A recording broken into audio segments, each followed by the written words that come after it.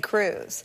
The people carrying out the enforcement of whatever Trump is saying are all hypocritical in that they've said worse things about Donald Trump than anyone in this program has ever said. Yeah, we're watching Exhibit A for an unmitigated desire for power and influence and relevancy. That's who surrounds Donald Trump right now. People who literally can't get another job without kissing his rear end. And this Reince Priebus clip that you played, Nicole, nothing to see here, as Angela said. Don't worry, remain calm. He occasionally likes to take a grenade out and throw it on the floor to see what happens. I'll tell you what happens when you play with a live grenade and toss it on the floor.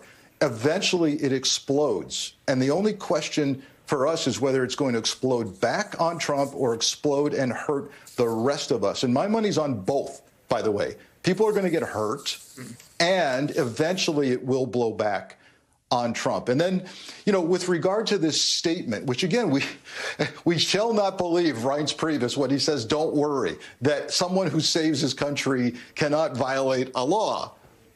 Okay, it's been attributed by some historians who aren't certain to Napoleon, but I'll tell you where it's definitely been used far more recently, and that's with a white supremacist, far-right extremist named Anders Breivik in Norway, who killed 77 people in Norway, the worst modern mass murder in Norwegian history, including a mass murder, two separate incidents by him on the same day, including a mass murder at a kids' camp in Norway. And he's the one who describes himself as a neo-Nazi who's used that statement more recently in history. And now our president is quoting that white supremacist neo-Nazi murderer. If you voted for that, you really need to question whether you're American anymore. But that's who's using that kind of statement. And listen, does Trump sit and read Norwegian history?